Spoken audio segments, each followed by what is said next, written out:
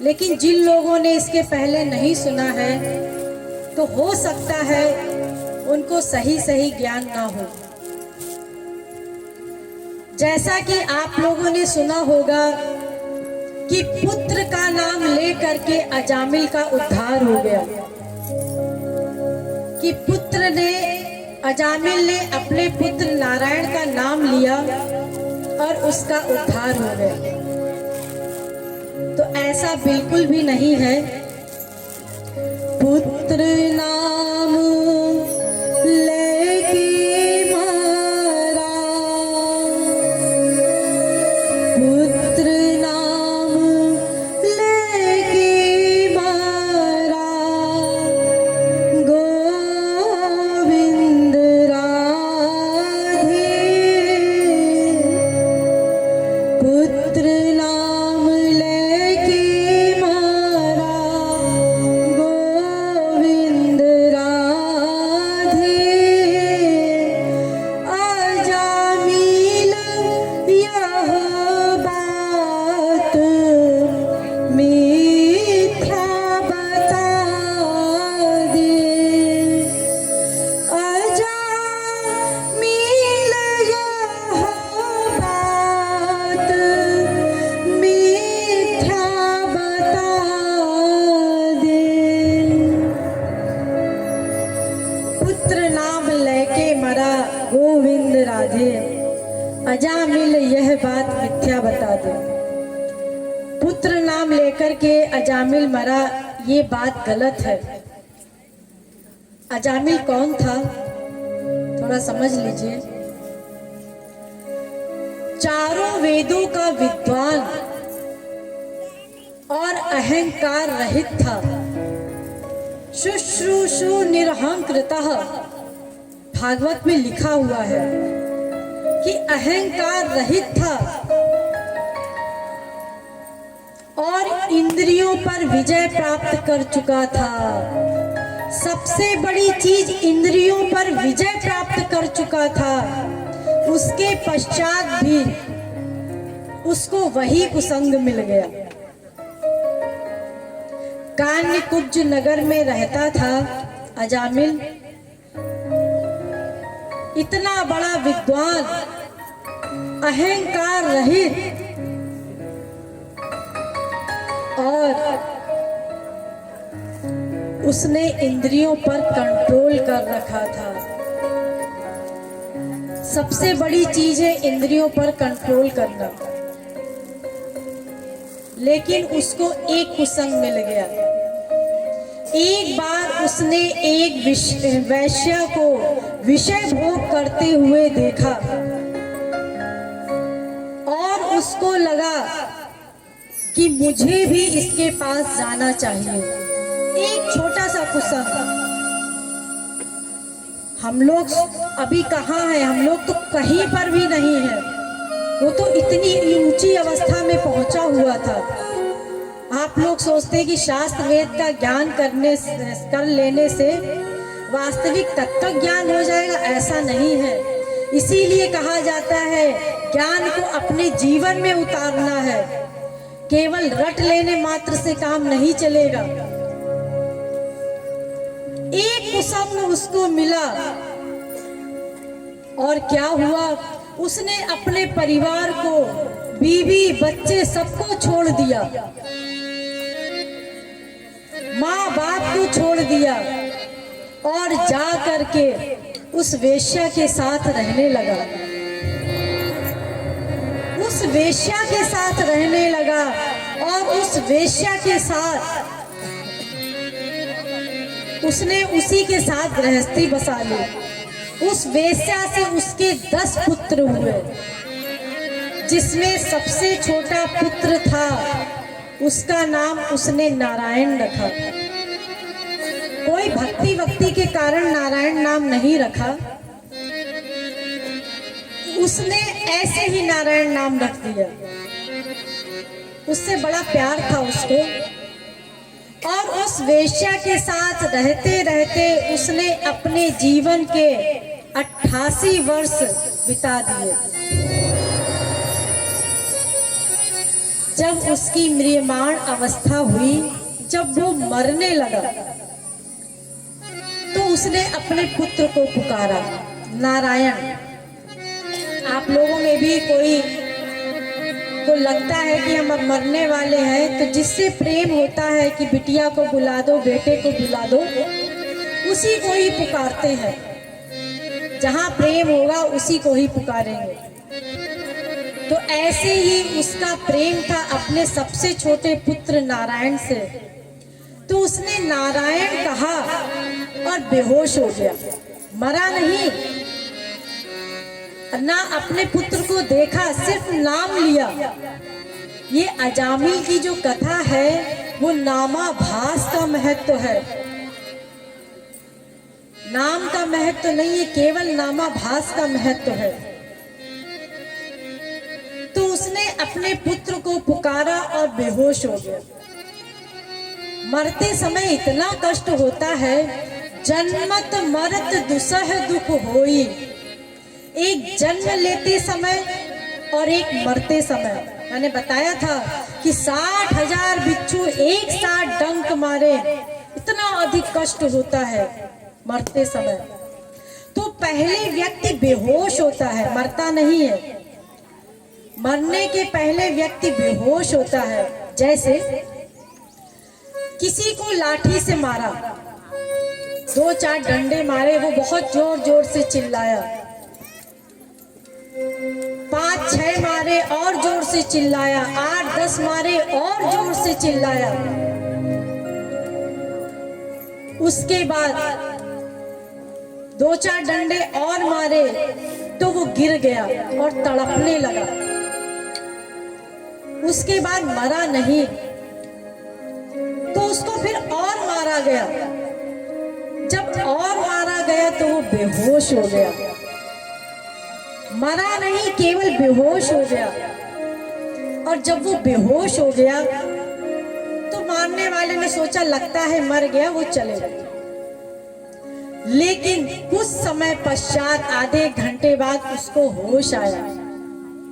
तो देखिए, बेहोश तो हुआ लेकिन वो मरा नहीं। उसके बाद फिर उठ के खड़ा हो गया। तो ऐसे ही जब बहुत कष्ट होता है किसी को, तो वो पहले बेहोश होता है, मरता बाद में है। तो जब वो बेहोश हुआ तो उसको ऐसा आभास हुआ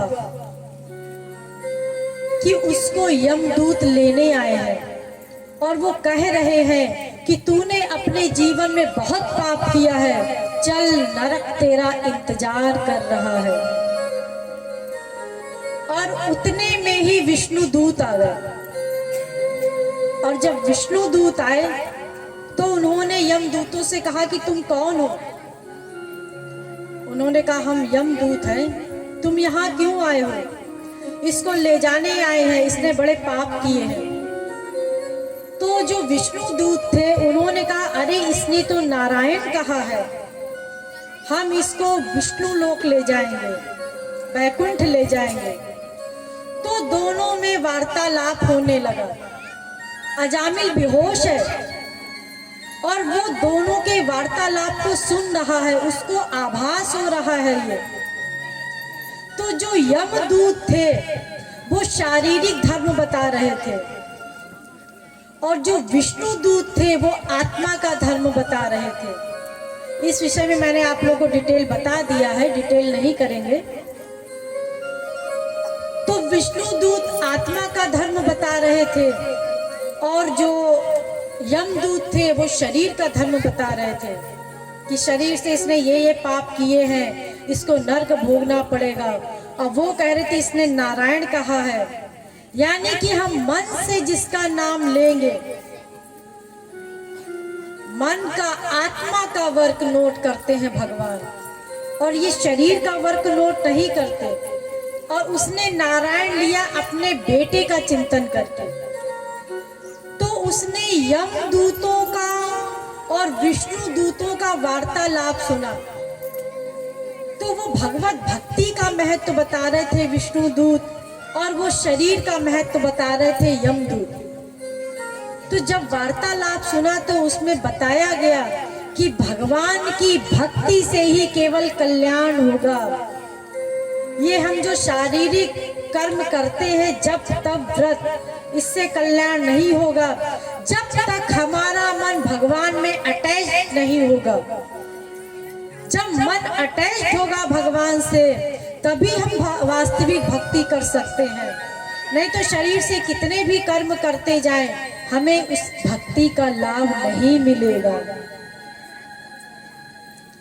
अजामिल ये सुन रहा है तो देखिए, विष्णु दूतों ने यम दूतों को भगा दिया और भगाने के पश्चात अजामिल को लेकर के नहीं गए, विष्णु दूत भी चले गए। पढ़ लेना भागवत में लिखा है कि वो छोड़ गए उन लोगों को। विष्णु दूत अजामिल को छोड़ गए। मुंह मुचन कम याम में पाषाण निर्वर्ण मुंह मुचन, वो उसको छोड़ गए, लेकर के नहीं गए।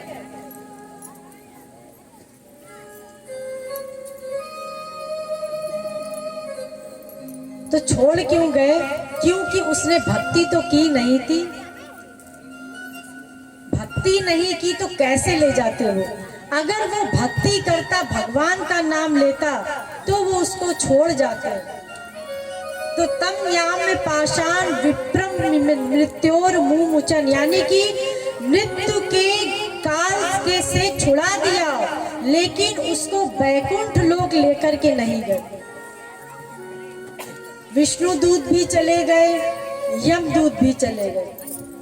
कुछ समय पश्चात अजामिल को होश आया, और जब उसको होश आया तब उसने सबको देखा। आसपास सब खड़े हुए थे, उसके बच्चे, स्त्री यानी कि वो वेश्या, सबको देखा। उसने कहा कि मैंने अपना जीवन पूरा इन लोगों के चक्कर में बर्बाद कर दिया।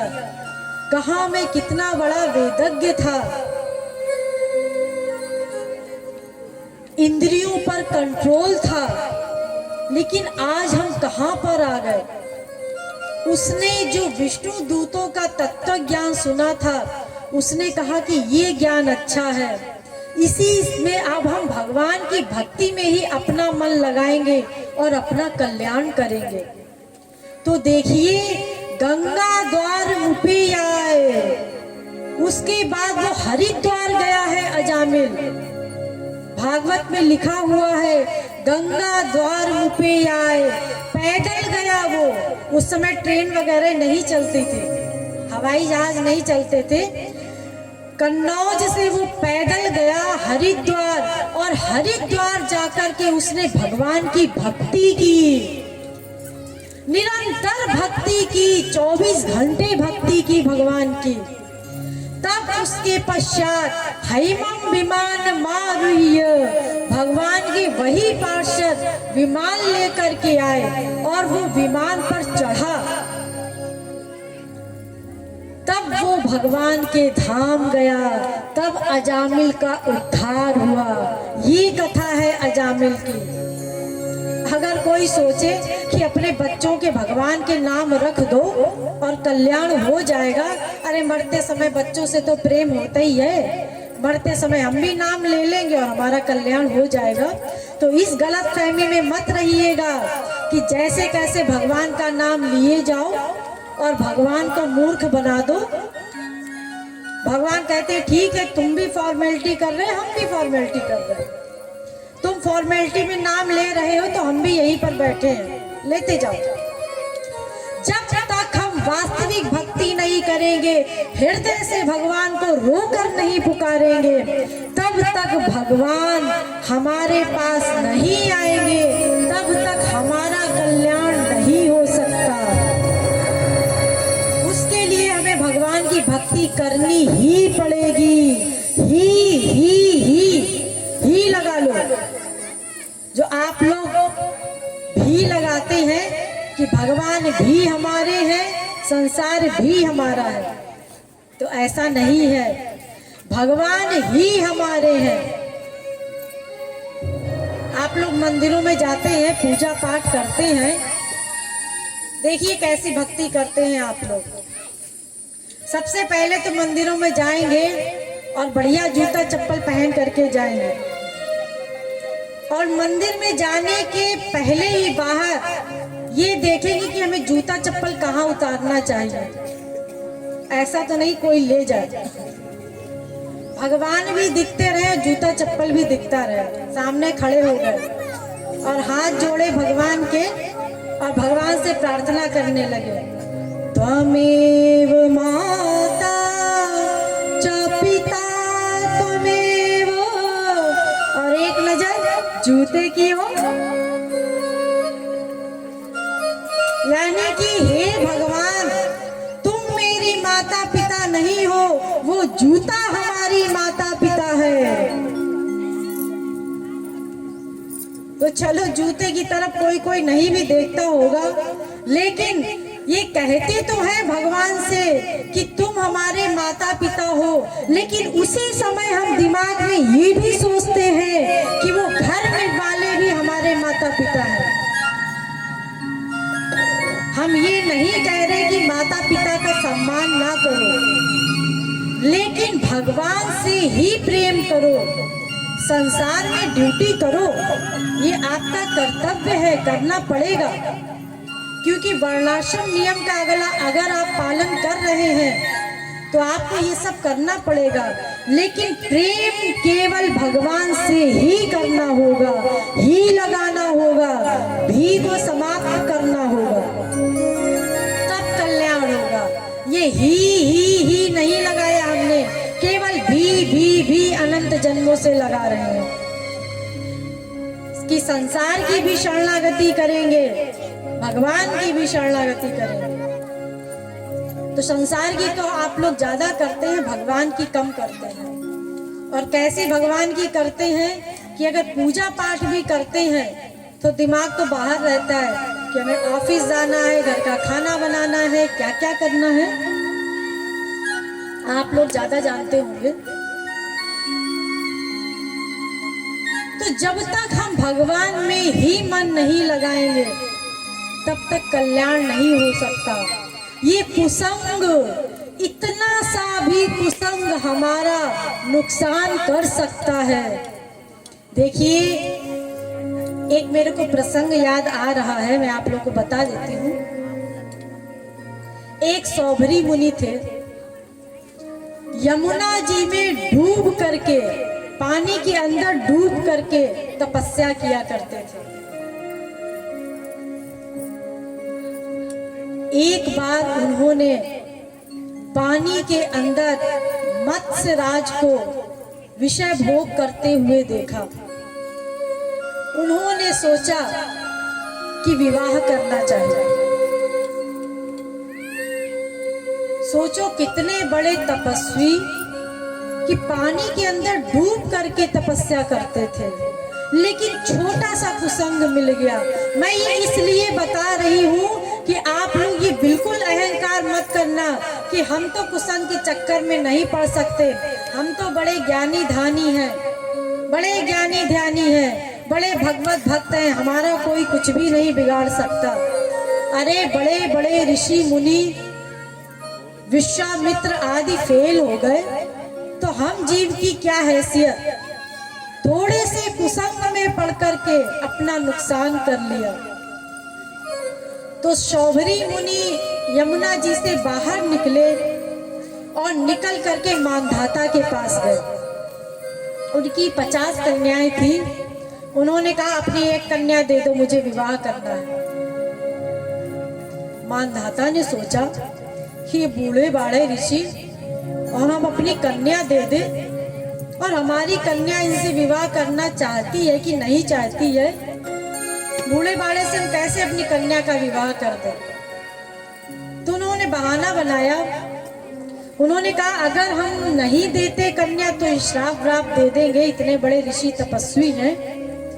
तो उन्होंने बहाना बनाया कि हम स्वयंवर करेंगे, जो कन्या आपके गले में वरमाला डाल दे उसी से आप ब्याह कर लेना। तो तो शौभरी मुनि उनकी चालाकी समझ गए राजा की।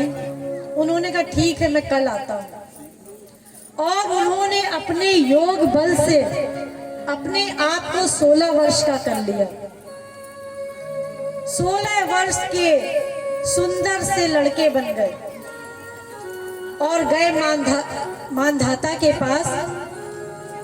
तो उनकी 50 कन्याओं ने उनको माला पहना दी, 50 ने विवाह कर लिया। मानधाता कहती क्या कर रही है ये लड़कियां, पागल हो गई हैं।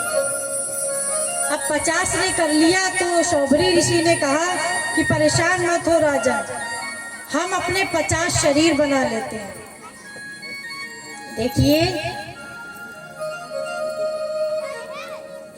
जो योगी होते हैं वो अपने शरीर को कई बना लेते हैं, बना सकते हैं, उनमें ये पावर होती है।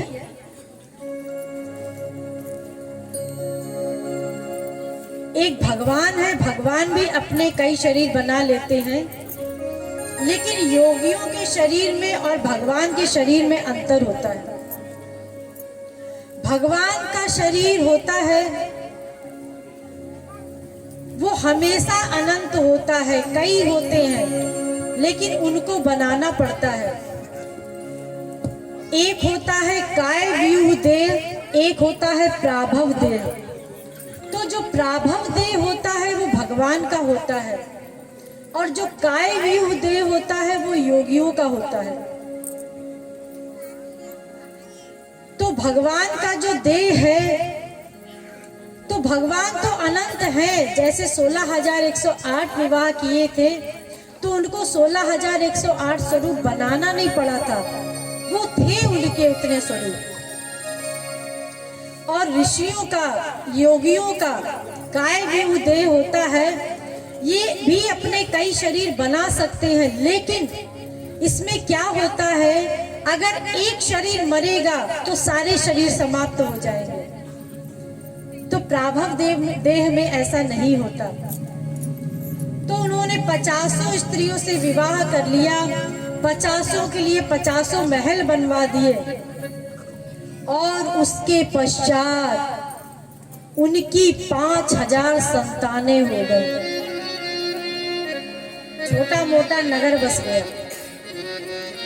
5,000 संतानें हो गई। उसके बाद वो उसी यमुना जी के किनारे एक बार बैठे हुए थे। तब उनको होश आया तो उन्होंने कहा, चिल्ला चिल्ला करके कहा कि अहो इमं पश्यत में विनाशम, अरे संसार के मनुष्यों हमारा विनाश देखो। तुम तो निरंतर विषय भोग में आसक्त रहते हो, संसार की प्रत्येक वस्तु में आसक्त रहते हो। मैं तो इतना बड़ा योगी तपस्वी था, उसके पश्चात भी केवल एक छोटे से कुसंग से हमने अपना सर्वनाश कर दिया। तो देखिए, इतने बड़े बड़े योगी तपस्वियों का भी जब इतना नुकसान हो सकता है तो हम अभी कहां पर हैं। तो ऐसे ही अजामिल की कथा में भी यही बताया गया है। लेकिन बाद में अजामिल ने भगवान की भक्ति की है, उसके पश्चात उसने अपना कल्याण किया। आगे कर्म कांड के विषय में बताया गया है। त्वष्टा का पुत्र विश्व रूप, उसके 3 मुख थे। एक मुख से सुरा का पान करता था, एक मुख से अन्न ग्रहण करता था। देखिए, जो विश्व रूप था उसको देवताओं ने गुरु बना लिया था नारायण कवच की विद्या प्राप्त करने के लिए। तो एक मुख से सोम रस पीता था, एक मुख से सुरा पीता था और एक मुख से भोजन करता था। तो नारायण कवच की विद्या प्राप्त की। उसके पश्चात जो विश्व रूप था उसने राक्षसों को आगे बढ़ाने के लिए उस नारायण कवच की विद्या देने लगा। तो देवताओं को क्रोध आया, तो उसने विश्व रूप को समाप्त कर दिया। जब उसको समाप्त कर दिया तो त्वष्टा ने यज्ञ किया। देखिए, आप लोग जो कर्म धर्म करते हैं उसके विषय में मैं बता रही हूँ। जब उसने यज्ञ किया कि ऐसा पुत्र पैदा हो उस यज्ञ से कि इंद्र का वध करे, तो उससे वृत्तासुर पैदा हुआ था। और यज्ञ किस लिए किया? फिर वृत्तासुर ने यज्ञ किया किस लिए? कि इंद्र को मारने के लिए। और एक मंत्र रख दिया, इंद्र शत्रुर विवर्धस्व। और ऋषियों को पकड़ लाया, ऋषियों से कहा कि ये मंत्र है, इस मंत्र का जाप करो। इस मंत्र का अर्थ था कि राक्षसों के द्वारा इंद्र मारा जाए। तो देखिए, ये जो वेद मंत्र होते हैं इसमें स्वर होते हैं, उद्दात, अनुदात और स्वरित। आप लोग कभी वेद की पुस्तक देखेंगे, आड़ी लाइन लगी रहती है, खड़ी लाइन रहती है, उन स्वरों से युक्त होकर के ही वेद मंत्रों को बोलना चाहिए। और अगर हमने वेद मंत्रों को स्वर लगा करके नहीं बोला तो यजमानम ही नष्टि। ये जो आप लोग गायत्री मंत्र बोलते रहते हैं जैसे कैसे भी, तो ये गायत्री मंत्र ऐसे ही नहीं बोलना चाहिए, उसमें स्वर लगे होते हैं, स्वर के साथ बोलना चाहिए। अगर स्वर के साथ वेद मंत्र को नहीं बोलेंगे तो हम अपना नुकसान कर देंगे, हमारा अनिष्ट हो जाएगा। तो इसलिए हमेशा वेद मंत्र को स्वर के साथ बोलना चाहिए। तो वो ऋषियों को पकड़ लाया और उसको ये पता था इस वेद मंत्र का ये अर्थ है इंद्र शत्रुर विवर्धस्व, कि इंद्र मारा जाए राक्षसों के द्वारा। लेकिन ऋषि मुनियों ने थोड़ा सा चालाकी कर दी। ऋषि मुनियों ने ये सोचा कि जिस इंद्र की हम पूजा करते हैं उस इंद्र के विरोध में हो करके हम यज्ञ कैसे कर सकते हैं। तो देखिए, उन्होंने मंत्र के एक स्वर को बदल दिया। मंत्र में स्वर था इंद्र शत्रुर विवर्धस्व, यानी कि उसको इस तरीके से बोलना चाहिए था, इंद्र, यानी कि ई को जोर से बोलना चाहिए, द्रा को धीरे से बोलना चाहिए। तो इसका अर्थ है कि इंद्र मारा जाए राक्षसों के द्वारा। राक्षस को स्वरों की नॉलेज नहीं थी, ऋषियों को स्वरों की नॉलेज थी। तो उन्होंने मंत्र तो वही रखा, लेकिन उन्होंने स्वर को बदल दिया। ई पर जोर ना दे करके उन्होंने द्रा पर जोर दे दिया, इंद्रो, यानी कि इंद्रो, द्रो को जोर से बोल दिया, बस इतना ही किया। ई को जोर से बोलना था, दा को धीरे से बोलना था। तो उन्होंने केवल इतना उल्टा कर दिया, ई को धीरे से बोल दिया, द्रा को जोर से बोल दिया। तो अर्थ हो गया इंद्र के द्वारा राक्षस मारा जाए। सिर्फ इतना सा अंतर किया, शब्द वही है, केवल बोलने के तरीके में अंतर किया और राक्षस मारा गया। वो इतना भयानक युद्ध हुआ, उस राक्षस को मारना मुश्किल हो गया था। तो भगवान ने कहा दधीच के पास जाओ, उनसे उनकी हड्डी मांगो, उससे वज्र बनाओ, उससे इसकी मृत्यु होगी। तो दधीच के पास गए, उनसे उनका शरीर मांगा, उनकी हड्डी से वज्र बनाया, तब वृत्तासुर मारा गया। कर्म कांड में केवल इतनी सी गलती हो गई। और आप लोग कितने यज्ञ किया करते हैं, कौन कौन किससे किससे करवाते रहते हैं। तो वास्तव में जब तक सही मंत्रों की नॉलेज नहीं होगी, वेद शास्त्रों का सही ज्ञान नहीं होगा, तो करवाने वाले का भी नाश हो जाएगा, करने वाले का भी नाश हो जाएगा। वहां पर ये काम नहीं देगा लॉजिक कि हमें क्या पता था कि उन्होंने सही किया कि नहीं किया यज्ञ। अरे करवाने वाले तो तुम ही हो। अगर यजमान ने गलत निर्णय लिया है तो उसका दंड यजमान को भोगना पड़ेगा। इसीलिए कहते हैं कि जब केवल राधे राधे करने से, केवल नाम संकीर्तन करने से भगवान मिल रहे हैं, तो फिर इतने सारे कर्म कांडों की क्या आवश्यकता? जबरदस्ती हम अपना नुकसान क्यों करें? जबरदस्ती दंड क्यों भोगे? भगवान के नाम लेने में तो कोई नियम नहीं है। ना देश नियमस्तस्मिन् ना काल नियमस्तथा। चाहे जब लो नाम, पाखाने में लो, गुसलखाने में लो, कहीं पर भी लो, भगवान के नाम लेने में कोई प्रतिबंध नहीं है। एक बार गौरांग महाप्रभु जी अपने शिष्यों को उपदेश दिया, नाम की महिमा का वर्णन किया कि निरंतर भगवान का नाम लेना चाहिए। तो एक शिष्य को उनकी बात बड़ा लग गई, तो वो शिष्य निरंतर हरे राम करता रहता था, हरि बोल करता रहता था। तो देखिए, उसकी हरि बोल करने की इतनी आदत पड़ गई कि अगर वो बाथरूम भी जाए, लैट्रिन भी जाए, तो भी वो हरि बोल बोलता रहता था। कुछ लोगों ने देखा और देख करके गौरांग महाप्रभु से शिकायत कर दी कि ये तो जब लैट्रिन बाथरूम भी जाता है तब भी हरि बोल बोलता रहता है।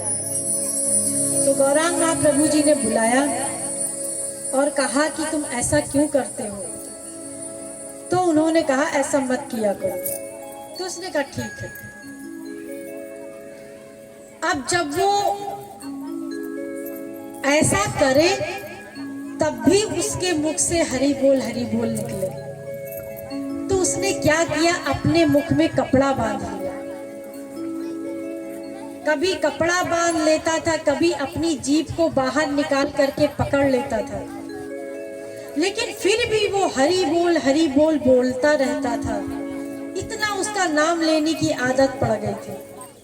तो फिर कुछ लोगों ने जाकर के गौरांग महाप्रभु से शिकायत कर दी। तो गौरांग महाप्रभु ने पूछा, तो उसने कहा कि प्रभु, आपने कहा है कि निरंतर नाम लेना चाहिए, मेरी इतनी आदत पड़ गई है कि किसी भी अवस्था में मेरा नाम लेना छूटता ही नहीं है। तो गौरांग महाप्रभु ने कहा कि जिसकी ऐसी अवस्था हो जाए उसके लिए कोई नियम नहीं है, वो किसी भी जगह पर भगवान नाम ले। भगवान नाम अशुद्ध नहीं कर सकता किसी को। देखिए, अशुद्ध वस्तु भगवान नाम को अशुद्ध नहीं कर सकती, बल्कि भगवान नाम अशुद्ध को शुद्ध कर देता है। अरे भगवान तो शुद्ध पर्सनैलिटी है, तो अशुद्ध पर्सनैलिटी को अशुद्ध वस्तु कैसे अशुद्ध कर सकती है?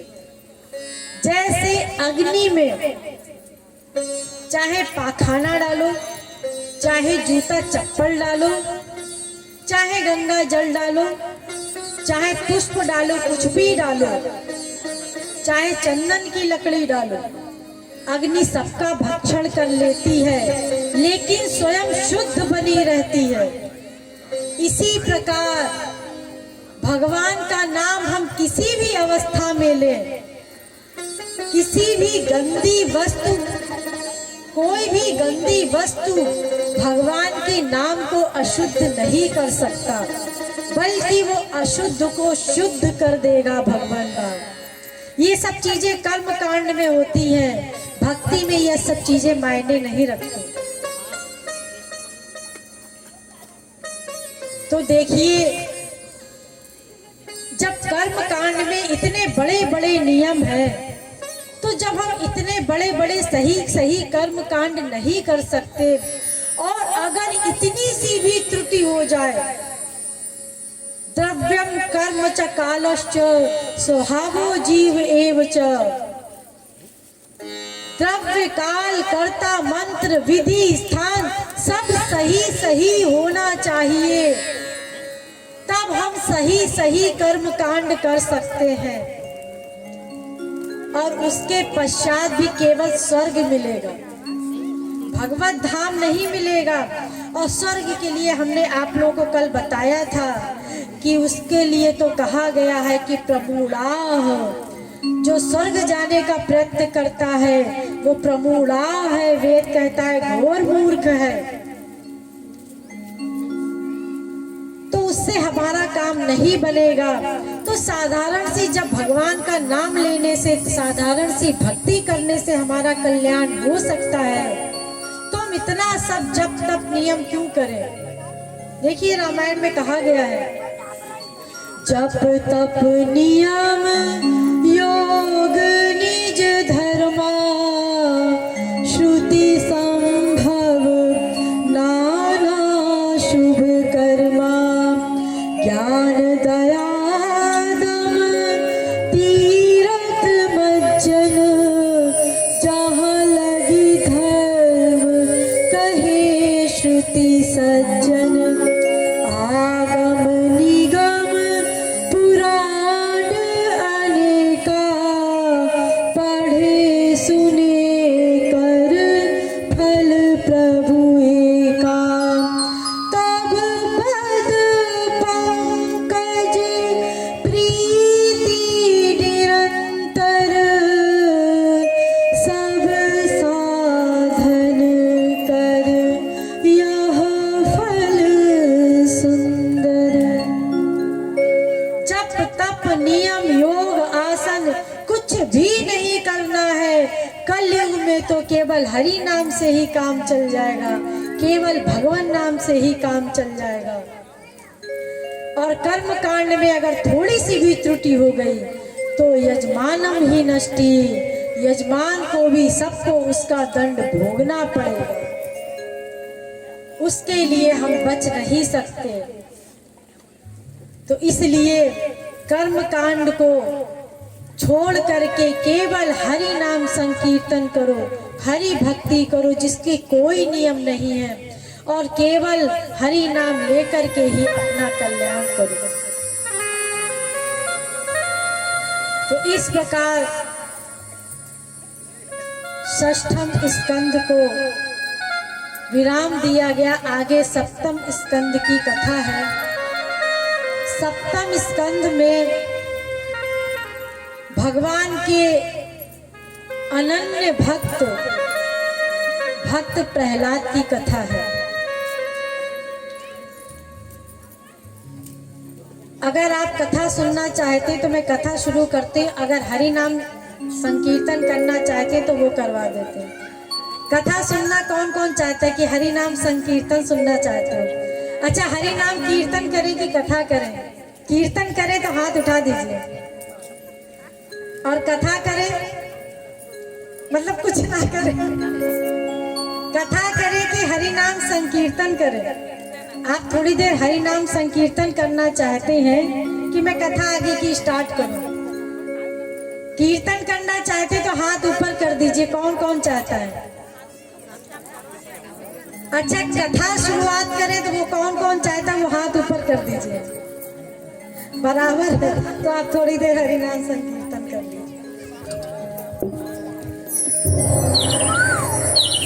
वृंदावन बिहारी।